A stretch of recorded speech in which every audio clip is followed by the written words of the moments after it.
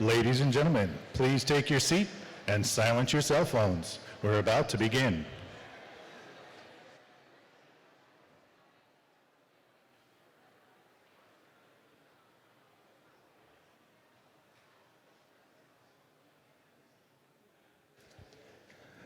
Please welcome to the stage Oberlin College President Marvin Krislov.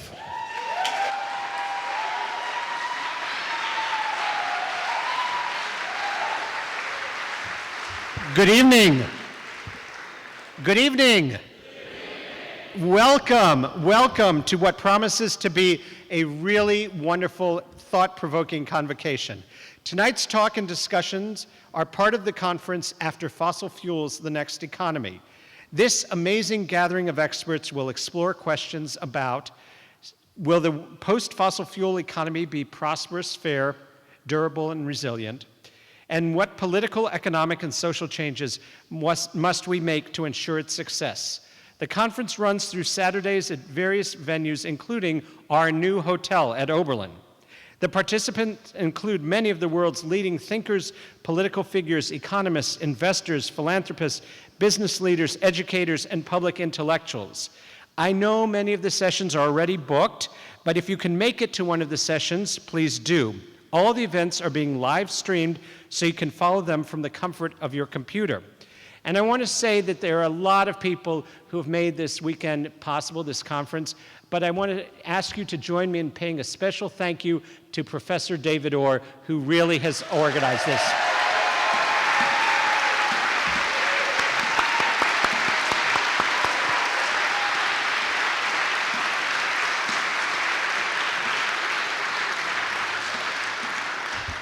Thank you, David. Tonight's speaker is one of the world's leading activists in the fight to save our planet from the ravages of global warming. Bill McKibben is an author, educator, and environmentalist, and one of the most insightful and powerful voices on the subject of global warming. In 2014, he was awarded the Right Livelihood Prize, sometimes called the Alternative Nobel. His 1989 book, The End of Nature, has achieved the status of an icon. It is regarded as the first book for a general audience about climate change and has appeared in 24 languages. He has since written a dozen more books. The most recent is Oil and Honey, The Education of an Unlikely Activist. And I believe he will be staying afterwards tonight for a book signing, so you can meet him and get a copy yourself. Bill McKibben is a founder of 350.org, the first planet-wide grassroots climate change movement. It has organized 20,000 rallies around the world in every country except North Korea. It has also led resistance to the Keystone Pipeline and launched the fossil fuel divestment movement. As if that weren't enough, he is the Schumann Distinguished Scholar in Environmental Studies at Middlebury and a Fellow of the American Academy of Arts and Sciences. He was the 2013 winner of the Gandhi Prize and the Thomas Merton Prize and holds honorary degrees from 18 colleges and universities. Foreign Policy magazine has named him to their inaugural list of the world's 100 most important global thinkers, and the Boston Globe referred to him as probably America's most important environmentalist. A former staff writer for The New Yorker, he writes frequently for a wide variety of publications, including the New York Review of Books, National Geographic, and Rolling Stone. He lives in the mountains above Lake Champlain with his wife, the writer Sue Halpern. Whenever possible, he spends time outdoors. In 2014, biologists honored him by naming a new species of woodland gnat, Megothalmedia mckibbeni, in his, I'm sure I pronounced it incorrectly, in his honor. So please join me in welcoming to Oberlin, Bill McKibben.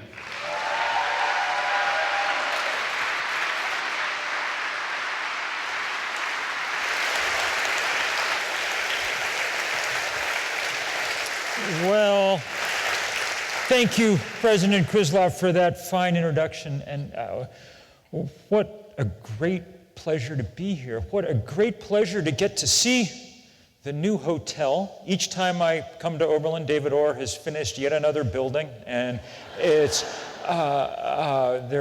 he leaves many monuments, intellectual but also physical, on this planet. And David, it is a great pleasure to be here with you, and an even greater pleasure and here's my work as salesman, to have one of the first copies of David's new book, Dangerous Years, available very, very soon at the Oberlin bookstore.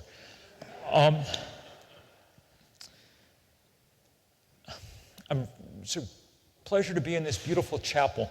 I do wish for once in my life that I had a projector to show you some slides tonight, because there's one in particular that's been haunting me all day. I've shown it many times in many places. It comes from a series of about 3,000 demonstrations we did one weekend about 4 years ago in pretty much every country on earth. We called it Connect the Dots, and it was people rallying in places that had already felt the sting of climate change. So there were people diving off reefs in the Pacific that were dying, or in parts of Siberia that were forest fires were ablaze, or in the parts of Pakistan that were wrecked in that Noah-like flood in 2010, or on and on and on. But the one that is in my mind today comes from a city, small city in Haiti, Lake K, and it shows a small gathering of young people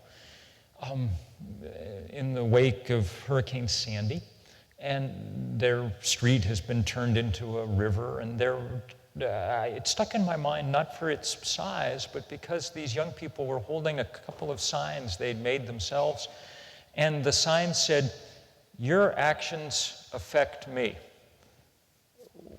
That was the message they wanted to send out to the rest of the world on this day of action. And of course, I think about it today because when Hurricane Matthew blew through Haiti yesterday, the first reports are that it wiped out about 85% of the buildings in that city of Lake K.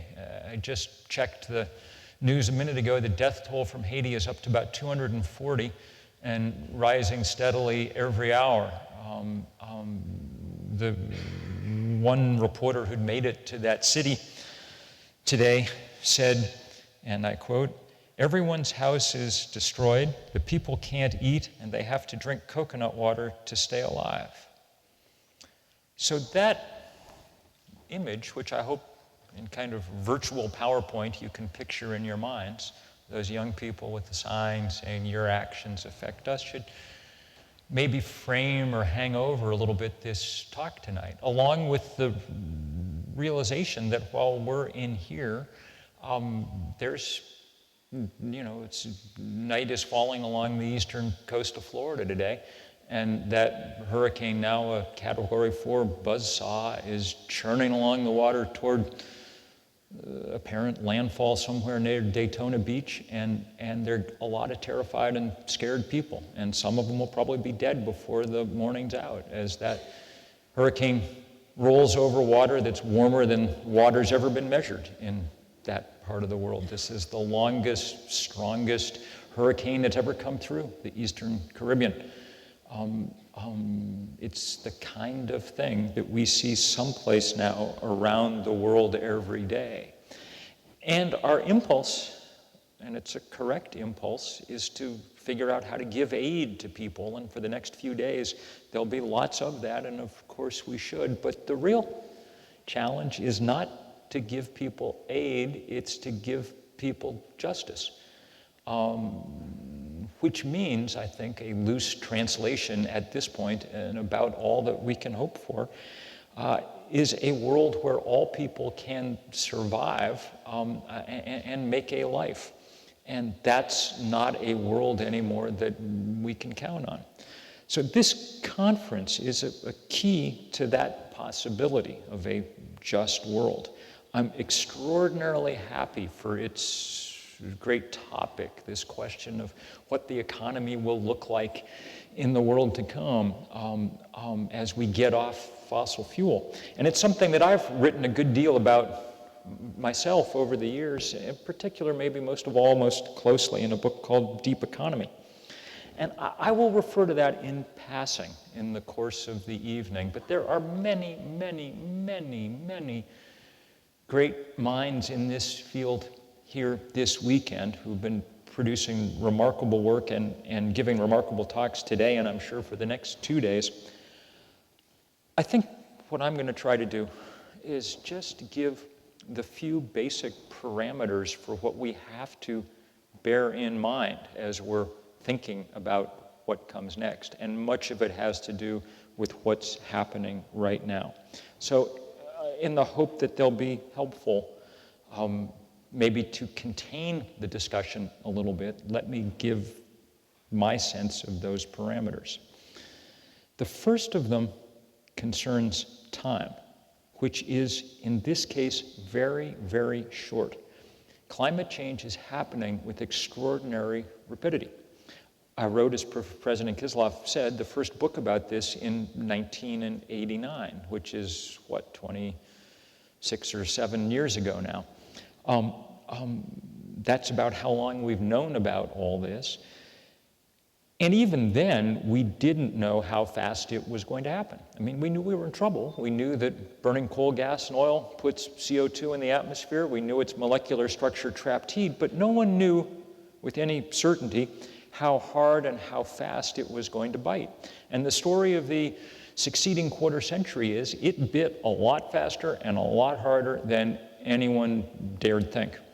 It's a reminder that scientists tend to be conservative at all times in their estimation of things, and that's something that one should bear in mind, because by now, it's clear that the pace of change far outstrips what people would have expected. If you'd told scientists 25 years ago that by this point, half the summer sea ice in the Arctic would be gone, they would have said, no, that's still 50 or 75 years out, at least according to our first models. If you'd told people that the ocean was going to be 30% more acidic, they would have stared at you blankly, because 25 years ago really hadn't occurred to anybody yet that we were capable of rapidly changing the chemistry of the ocean. It seemed too large. But in fact, as it absorbs the excess carbon we've put in the atmosphere, the sea is changing very rapidly and with dire consequences for those organisms at the bottom of the most basic food chain on what is, after all, an ocean planet. 2014 was the hottest year that we've ever recorded, until 2015 smashed that record, until 2016 smashed that record. July and August were the two hottest months, not only, in the history of records, which go back to 1880, but the scientists who study the proxy records that go back much farther than that are pretty well convinced that July and August were the two warmest months by far in the history of human civilization. We just got the preliminary data for September today. September appears to be the 16th straight month that we've set a global temperature record.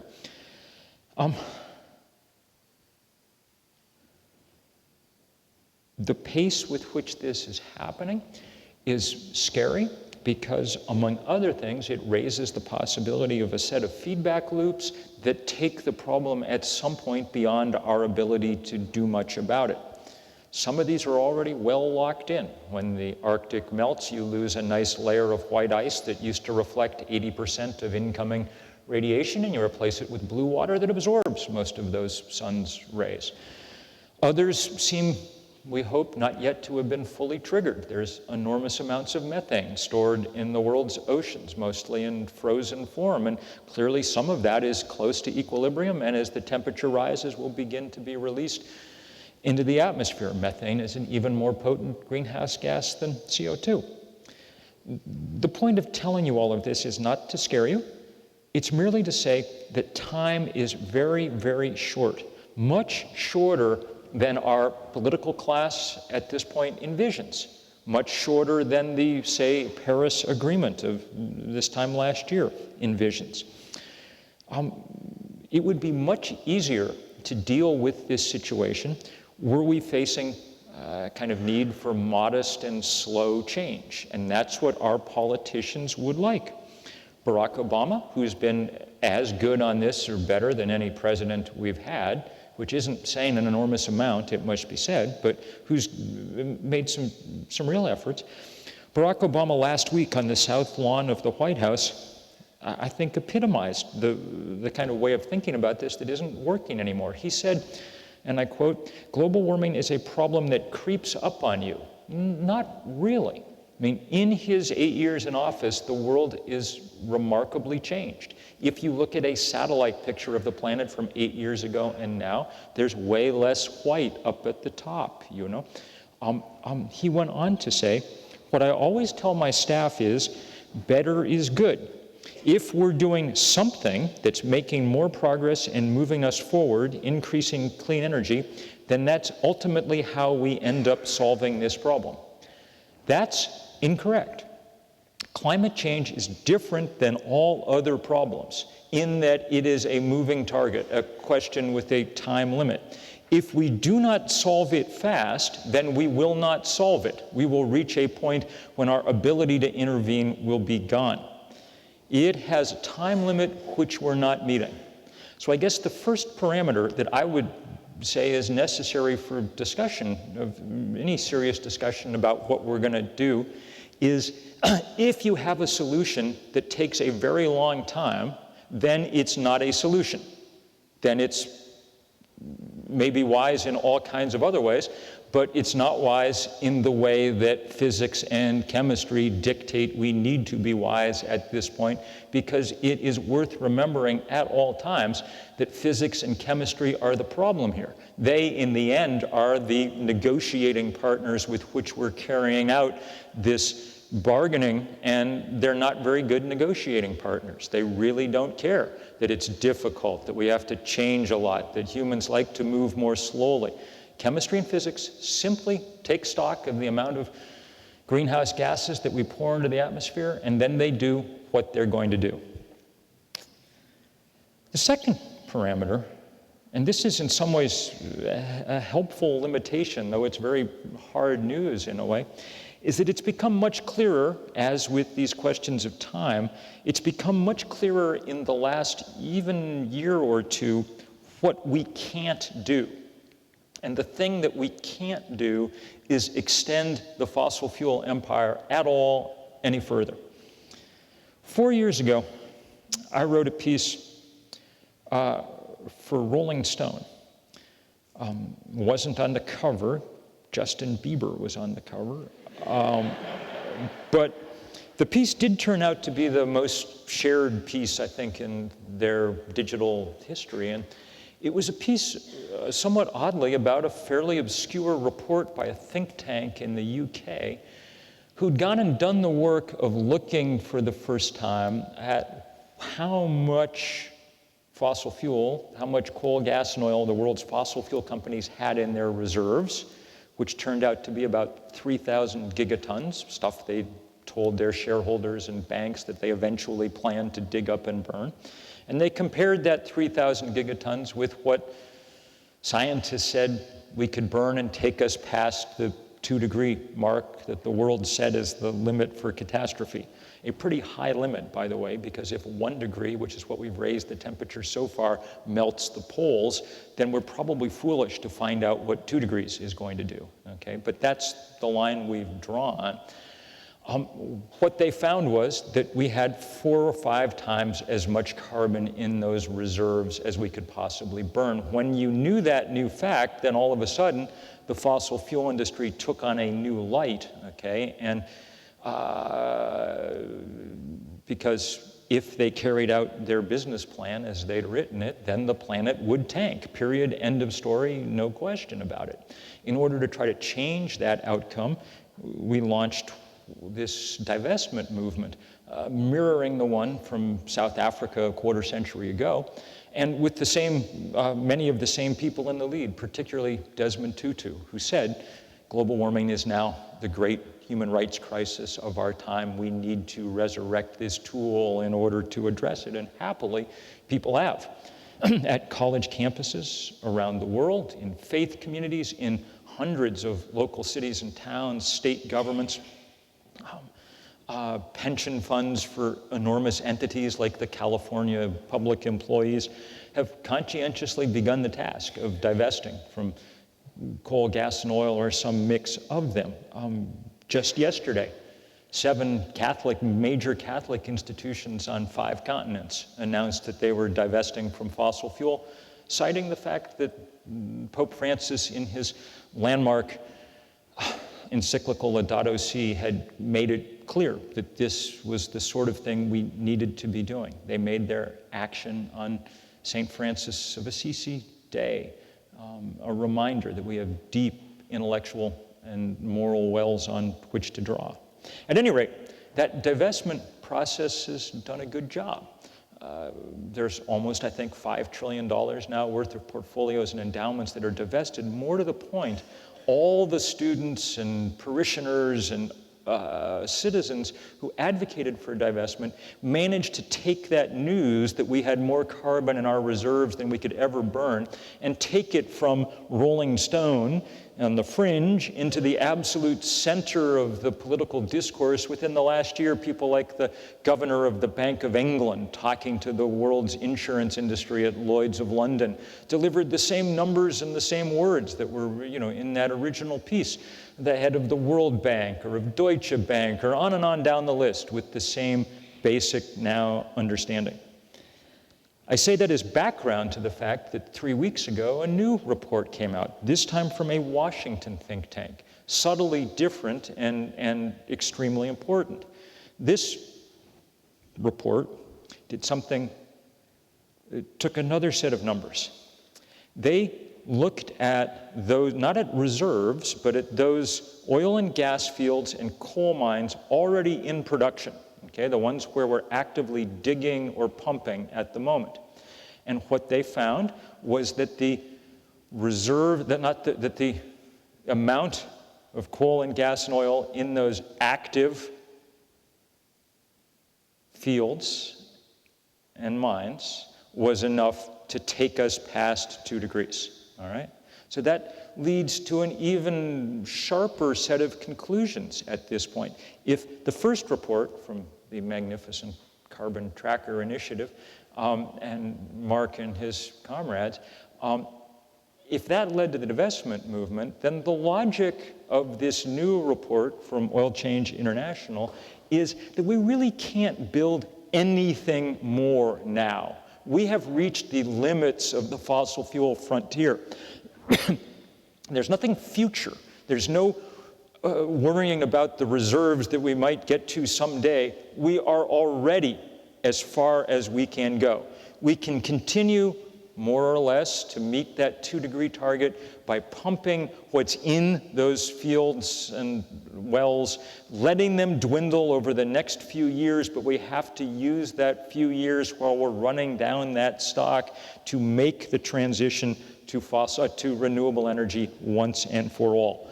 What it means is we have to have a swift and managed decline of fossil fuel, and a big part of understanding that is we can't do what we've been doing for the last 8 years in the Obama administration, which is merely substituting natural gas for coal, okay? The numbers make it clear that that's not working. We thought 5 or 6 years ago that natural gas was cleaner in climate terms, but it turns out, sadly, not to be. When you add in the amount of methane that leaks into the atmosphere as you're doing things like fracking, and when you calculate the displacement of sun and wind that happens when you have cheap natural gas instead, then it becomes clear that putting up a new natural gas power plant is exactly like putting up a new coal-fired power plant. We've wasted, in many ways, the Obama years in making that transition to what we thought was a bridge, but it is not a bridge. It is a cul-de-sac.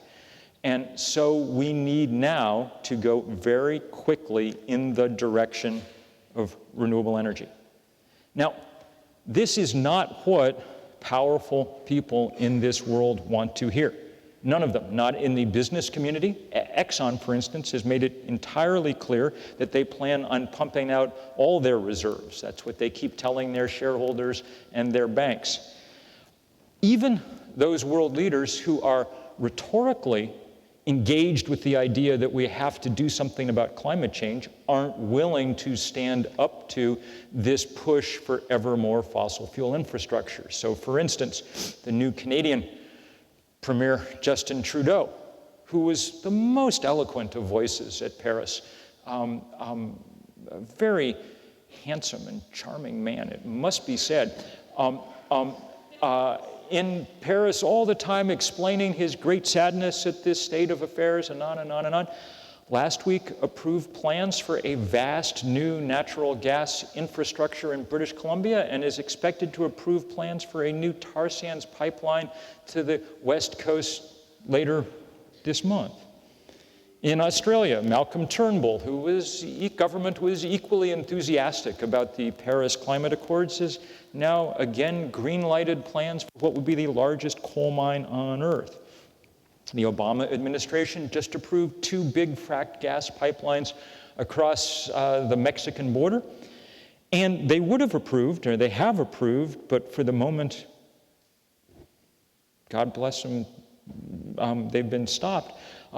This massive pipeline down out of the Dakotas to the Midwest, a pipeline that was ready to go until very brave indigenous people gathered at the Standing Rock Sioux Reservation a month ago and said, no way, this is not happening. You are not going to dig up ancestral grave sites. You're not going to run a pipeline under our water source, the Missouri River. And when they said those things and when they went out in peaceful protest, they were attacked by the security company of the pipeline firm with police dogs and pepper spray. And they took it, and the images of that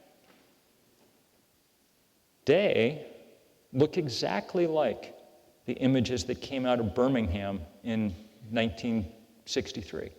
Substitute Native Americans for black people and substitute color film for black and white, and they are the same pictures. And those pictures were so shocking that they convinced the White House to call things off for a little while, to have some more consultation. We'll see how it goes, but I know the people in that camp, and I am sure that they are not going to yield easily. So, we have to act quickly, and we can't build any more fossil fuel infrastructure. Those are the 2 clear guidelines, parameters, rules to guide any rational discussion about how to move forward. The third thing, and this is good news, is that we know now what we need to do, at least in the broadest terms. One of the reasons that this has been so politically difficult is that for a long time, we really didn't have a clear path forward. When I wrote The End of Nature 25 years ago, I mean, we talked about solar energy and things with our fingers crossed because it was not ready to go. It took a lot of pioneers, people like David Orr, to help us figure out what we were doing. Now the engineers have done their job and done it with a vengeance. The price of a solar panel has dropped to 80% in the last 6 years. That's the most useful economic statistic probably in the world. It opens up a world of possibilities. So now we have good data from people like Mark Jacobson at Stanford, whose team has probably gone further than anybody else in trying to calculate this all out. And what they've provided is pretty compelling proof that in all 50 states and in every, I think they're up to 140 some countries around the world where they've done detailed analyses, that we can get to 80% renewable energy by 2030 and 100% by 2050. And we can do it economically. Not only is it affordable, it's endlessly cheaper than the cost of not doing it and dealing with what comes instead. I tried to advance that discussion a little bit this summer in a piece that I wrote for the New Republic.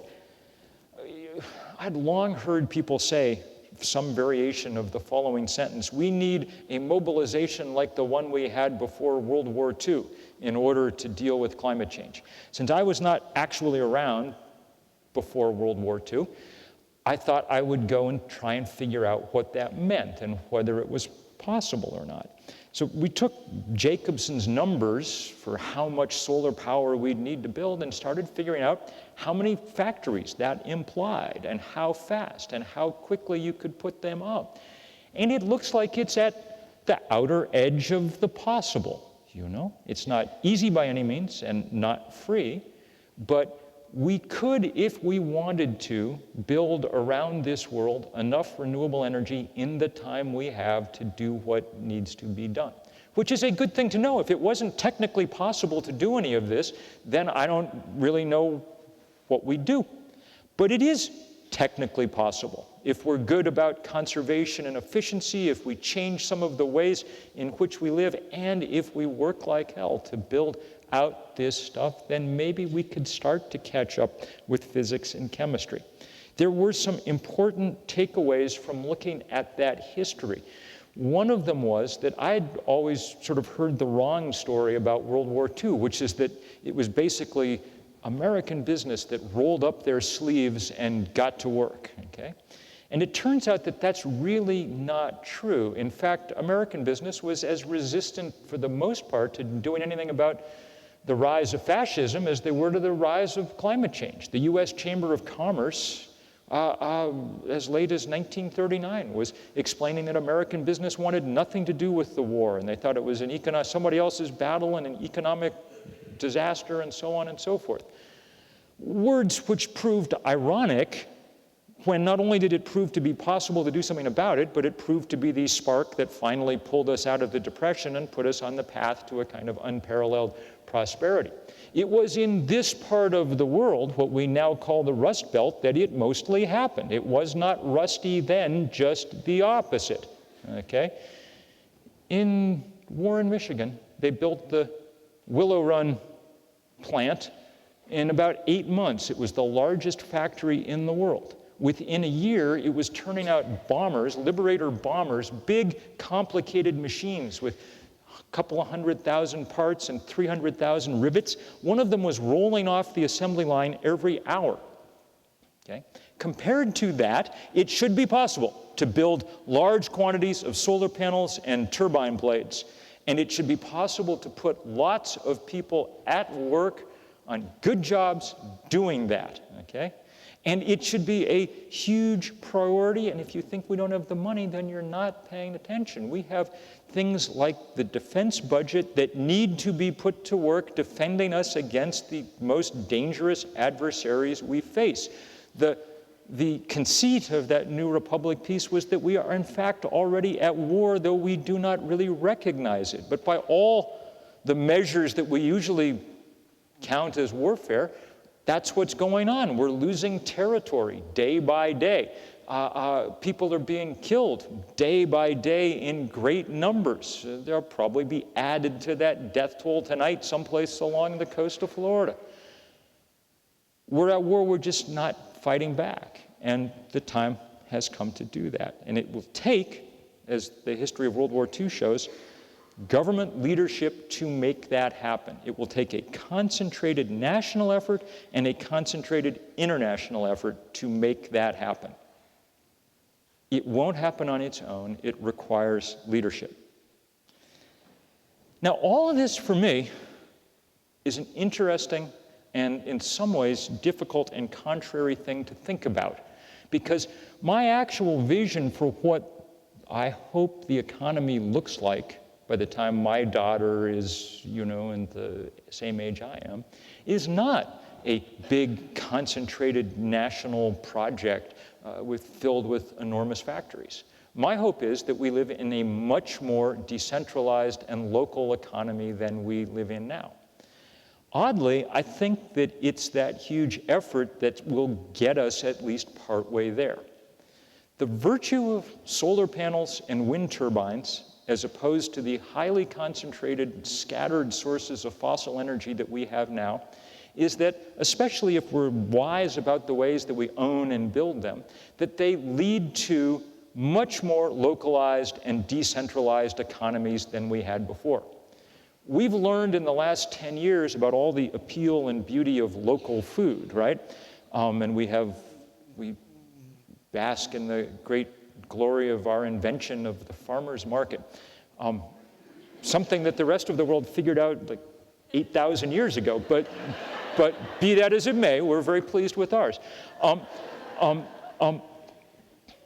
We need local electrons just like we need local calories, okay? Once we've built the solar panels, Well, that's what we've kind of got. The reason that we don't have them already is not because we didn't know how to do it, okay? We could have figured it out a while ago. We know from great reporting in the last year that companies like Exxon knew everything there was to know about climate change 40 years ago and just didn't tell any of the rest of us because they didn't want to interfere with their business model. They didn't want to switch over. And the reason they didn't want to switch over is obvious. If you're Exxon, the flaw in the business model for a solar panel is clear. Yes, you can make some money putting them up in the first place, but once they're up, the sun comes for free, okay? From Exxon's point of view, that's the stupidest business model of all time, okay? It makes no sense, and so that's why we haven't gotten there.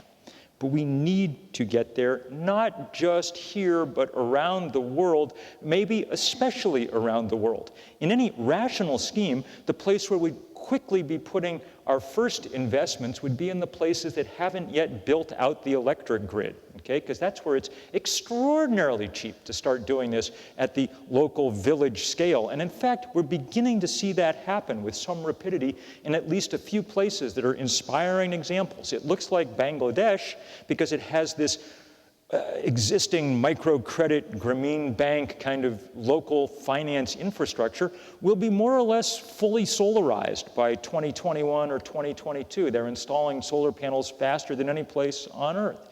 The same thing's starting to happen in parts of East Africa and in India. But if we were going to do it on the scale required, we would need massive support from the West. That's one of the things we promised in the Paris Agreement. But of course, it's one of the very first things that political powers within this country said would never happen. There would be no aid to the rest of the world to deal with any of these questions. Which leads to the final thing I want to talk about for a minute, which is how we will, one hopes, force these things to happen. How we will get moving at something like the pace we need to go. We're in an election season. And that, of course, concentrates one's thinking around the question of who will be leaders and so on and so forth. Those are important questions. I have spent the last week going from one campus to another across Pennsylvania and Ohio, trying to convince that most coveted of groups, the millennials, that they wish to indeed defeat Donald Trump in the upcoming election. Clearly, that's absolutely necessary thing to do. If he wins the election somehow, and of course, Ohioans have a lot to say in the outcome of this election. If he somehow wins this election, then I think it's probably pretty clear that our chances for really dealing with climate change in the time we have are gone. We need everything to break right from this point, and electing someone who believes that climate change is a hoax and who has promised to abrogate the Paris Climate Agreement would be the very definition of things not breaking the right way, okay? On top of the fact that he's a racist, sexist buffoon, but aside from that, okay.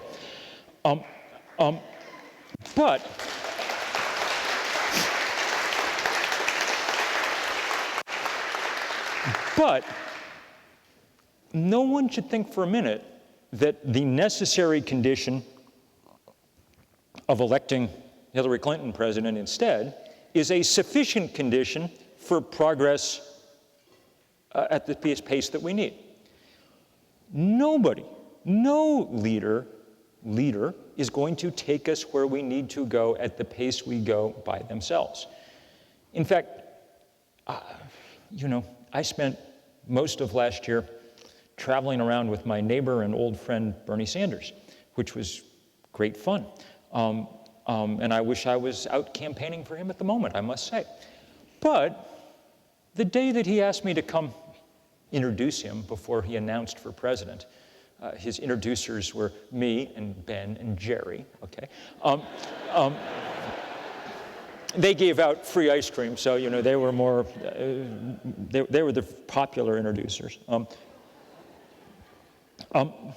I said to him that day beforehand, I said, I'm happy to do this, and I'll go campaign my heart out for you and work for you all I can and try to make the case. But you need to understand that within 6 months of you being elected, I'll probably be chained to the door of your White House, okay? Because we're going to need you to move faster, too. And to his eternal credit, Bernie said, I would expect nothing less, you know. But that's what it's going to take. Movements are what make change, all right? They can have all the good ideas in the world, and we have most of them. We can have all the great policies that we need and the arguments that we can muster, and absent movements forcing change, change on this scale never happens. That's the lesson of American history, of world history. It's possible to build that movement. I see people in this room who have worked hard on this fight to build movements around this country, and with some success, actually much more success than I would have guessed. When we started the fight against the Keystone Pipeline 5 years ago, I don't think any of us thought that we would win, and nobody else sure did. The National Journal, our kind of trade paper in DC, polled its energy insiders, people on the Hill, lobbyists, things, in August of 2011, and 93% of them said that TransCanada would have its permit for the Keystone Pipeline by the end of 2011. But then more people went to jail than have gone to jail about anything in this country in many years, and more people wrote letters, emails to the Senate in a single day than on any other topic, and more people filed public comments than on any other project in American history. And what do you know? We won. And the good part about that was, yes, that we blocked a big, important pipeline. More, it was that having demonstrated that it was possible to beat big oil, now everybody fights everything all the time. The head of the American Petroleum Institute, in a speech to his peers a few months ago, lamented what he called the Keystoneization of everything that his industry was trying to build. I confess, in my dark heart, I exulted when I heard that phrase. The greatest example right now is this fight in the Dakotas, okay? And I hope that all of you get involved in that, if for no other reason than to try and, in some small way, redress the original of America's original sins. It is wonderful to watch 200 Indian nations coming together there at Standing Rock. It is wonderful to see the oldest wisdom on this continent asserting itself, and it is wonderful to see the kind of network of connections out into the rest of the world that we're being able to build around all that. It's extraordinarily powerful. Those are amazing leaders, and there'll be lots of opportunities in the next minute the election's over to help hard on this, okay? But we're winning in lots of other places too. You know, amazing work being done to stop fracking in Brazil. Fracking's already been stopped in France, in Scotland, in large parts of Australia, in a lot of other places around the world. You know, last year we did these series of actions that closed down coal mines in Germany and in the UK. People in Nigeria stood up against the oil barons on the Delta 10 years or 15 years after they killed Ken Saro-Wiwa. On and on and on. It was beautiful actions, and every day brings good news. Just this evening, as I was coming up the stairs on my phone, it turned out that a big plan for a big oil train terminal on the northwest corner of the country in Washington State was defeated today after many, many years of hard work by good people up there. There were 400,000 people who marched 2 years ago this month in New York City, the biggest demonstration about anything in our country in a long time. But we're going to need even more people than that. If Hillary Clinton wins the White House, the Democratic platform, which thanks to Bernie I got to help write, he got to name 5 of the 15 platform writers, and by hanging tough, he made sure that a lot of what we wanted managed to make its way in.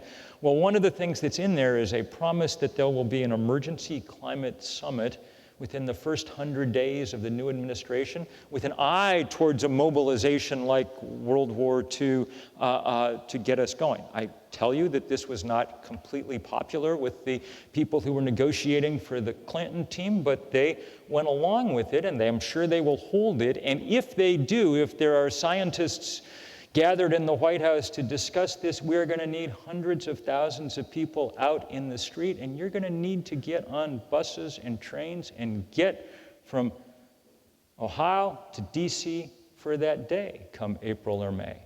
Because you got to go outside your comfort zone at this point. Whatever that comfort zone is, you got to get outside it because the planet is so far outside its comfort zone, okay?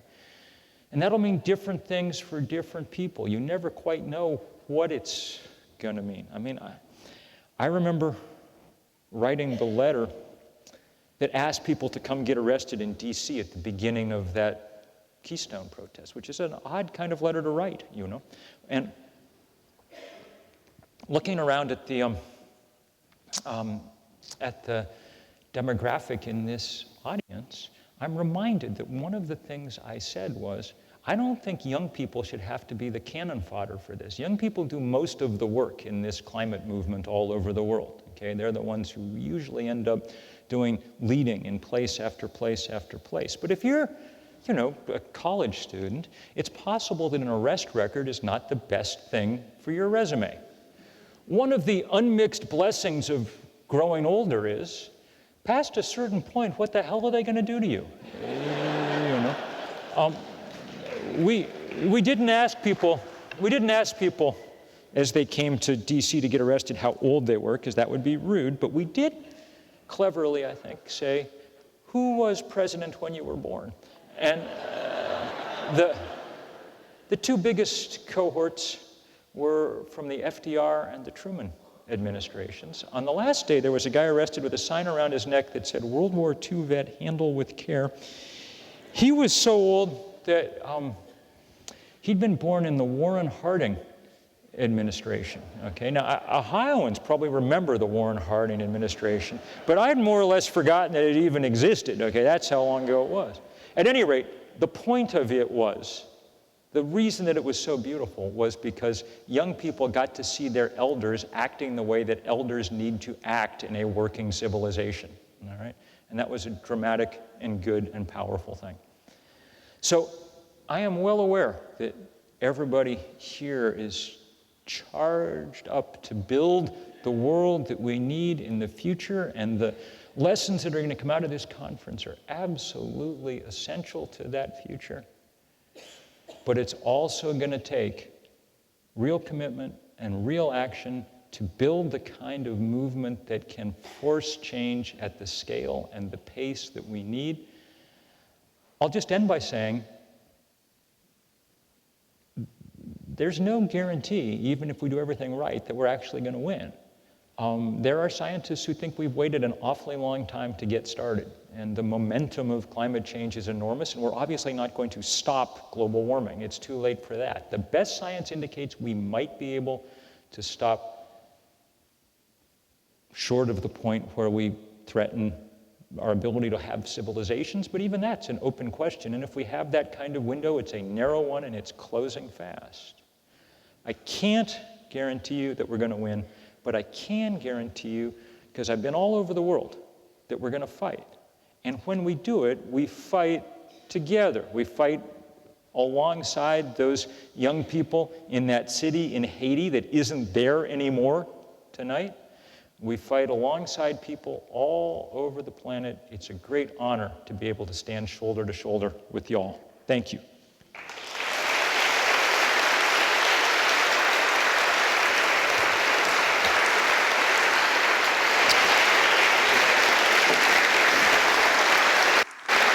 Please. That's good.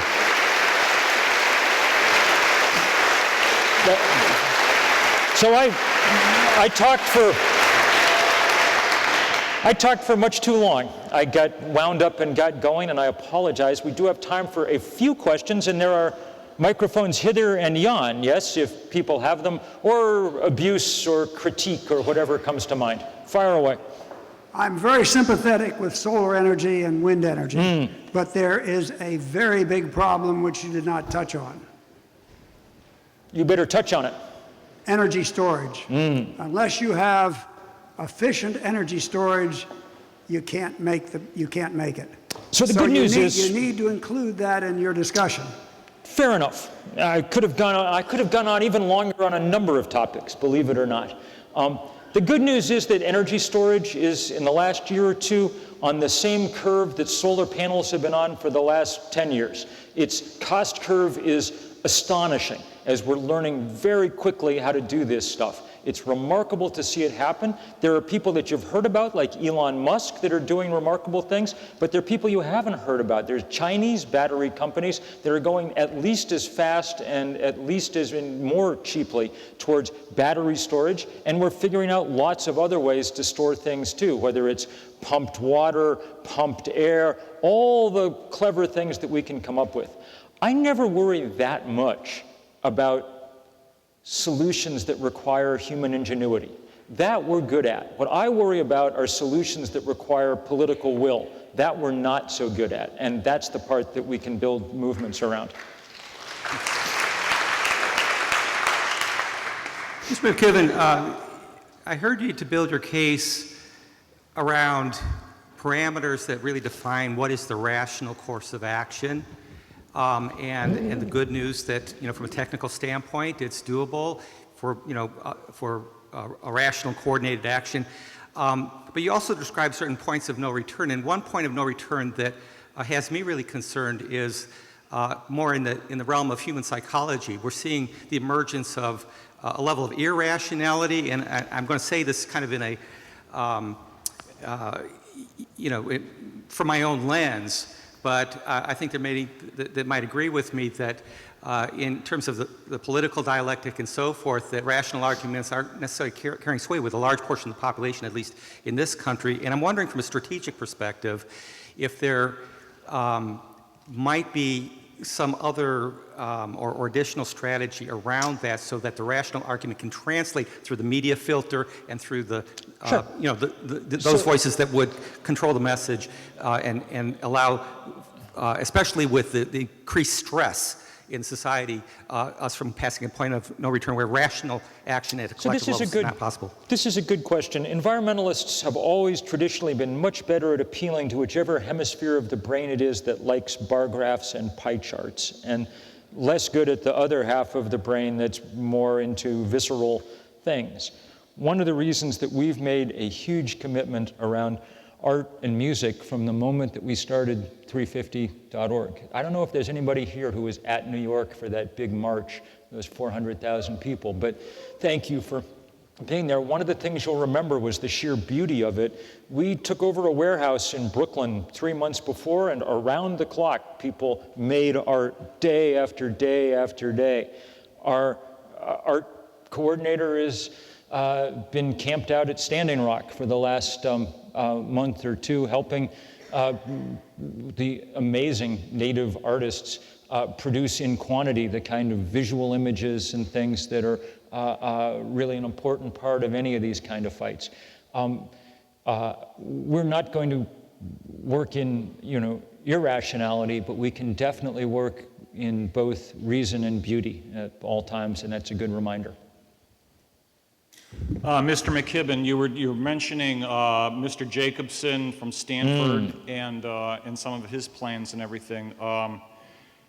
When we were in the afternoon session at the conference, Richard Heinemann was talking about a wall of Richard Heinberg, yes. Heinberg, yeah, with concrete, steel, and all that. And when you're looking at 280,000 rooftop solar PVs, over 500,000 5-megawatt wind turbines and everything, and that's just for the United States, and that's not talking about 8,000 Ivanpah-style concentrated solar plants. I have to ask, where are the examples where we've seen countries or states or regions that have actually done this? And gone to 50% or more clean energy. Sure. I mean, so where are the good stories that we need? There actually are now good stories. I mean, look, Richard's very right. One of the things we need to be working on is using less energy, and as we move into a renewable energy world, that's going to become much, much clearer all the time, you know. I can tell you, as someone who's lived with solar panels on my roof for half my adult life, that it changes the way you think about energy and how you use it and so on and so forth. That's important to understand.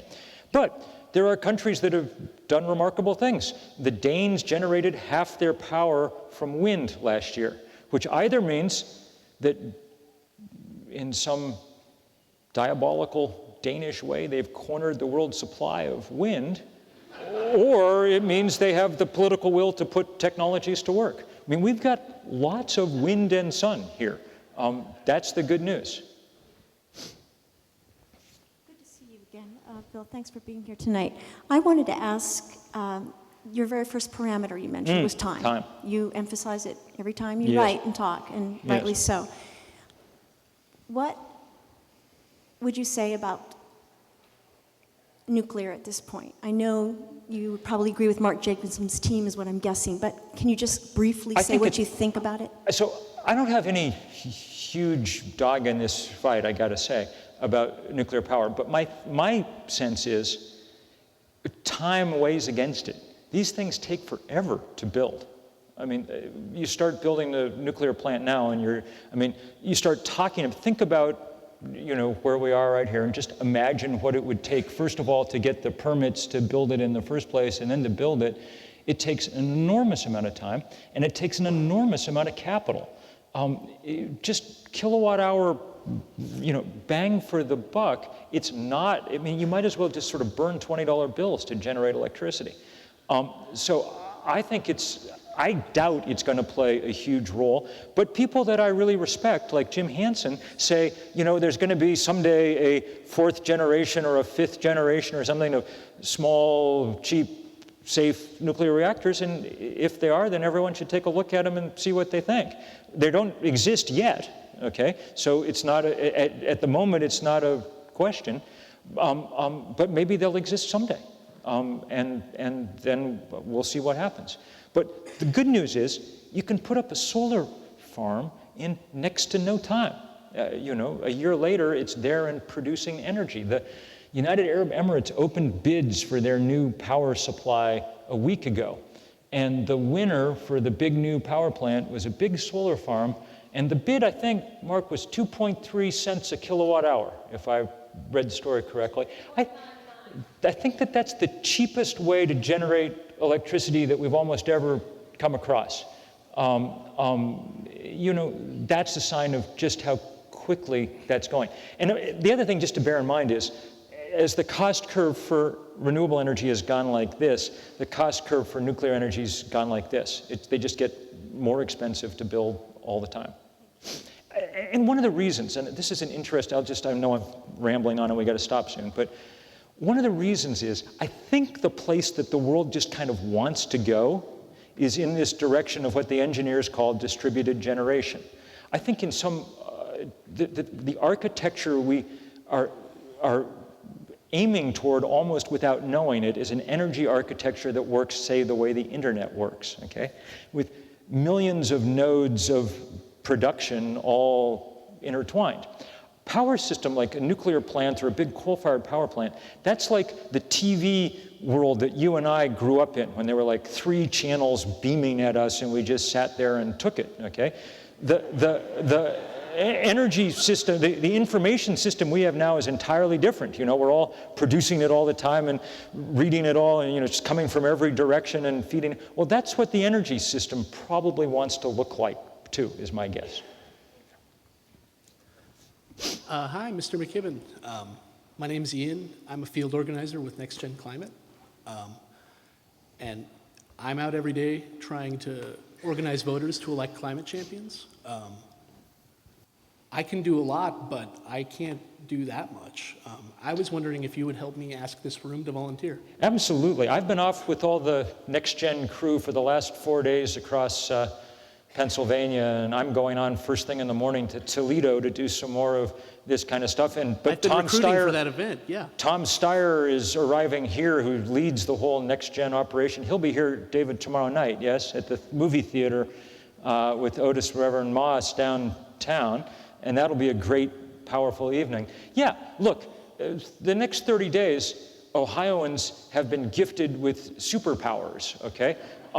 After that, you're just back to being normal old Ohioans, but for the next 30 days, you have enormous power. Vermonters have no power. It doesn't really even matter if I vote. We know exactly how it's going to come out, unless too many people write in Bernie, which is a possibility. It was a hard loss in Vermont, but you should definitely spend some time over the next 30 days making sure that Ohio doesn't disgrace itself and damage the planet by voting for Donald Trump. So they can find you out back afterwards to volunteer? Yeah, you can find me out back. Can everybody see? Yeah, hi, my name's Turn around, Ian. wave. I have this Okay, clipboard. good. Clipboard. Yeah, you can find Registering me out back. voters- You can also come to our field office at 34 Eric Nordway, right behind the slow train, right next to Kim's Grocery.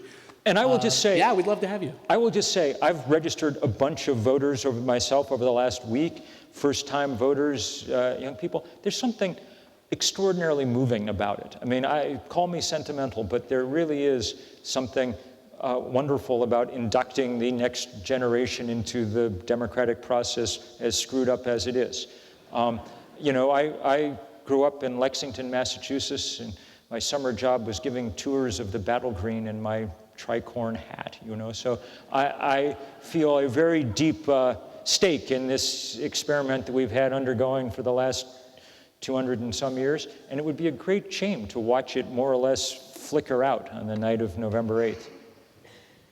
Good evening. My name is Melissa Elstein. I'm a community organizer in New York City, and you've inspired me in so many ways. I was one of the organizers of the People's Climate March. I've marched against FERC in D.C., for activists in New York State when had arguments You've about gotten a lot fracking. done, yes. Yeah, so now one thing that I'm working on, and I wanted to bring it up because it doesn't get discussed all that often, but it's so related, is zero waste and also plastic pollution. And I go to many events where it'll be corporate sustainability conferences, and there'll be plastic water bottles everywhere. And even here on campus, I'm noticing in the coffee places here at Oberlin, which is very liberal and progressive, and there's still throwaway plastic containers with plastic straws. And so that's one thing I'm doing now in New York City, really trying to work on this issue. Good for you. One of the problems with climate change, frankly, is that it's such an overwhelming issue that we end up triaging a zillion other things that would be very important to be working on. So in order that we can keep working on this very important thing, everybody stop throwing out your plastic junk, and do the obvious stuff that we all should at this point know how to do. Thank you for your work very much. So We're done, yes? I would just like to add if that could be a message that gets brought up everywhere. Will do. Thank you. I think I'm getting the high sign that we've reached the end of the evening. Is that correct? All right. Thank you all enormously.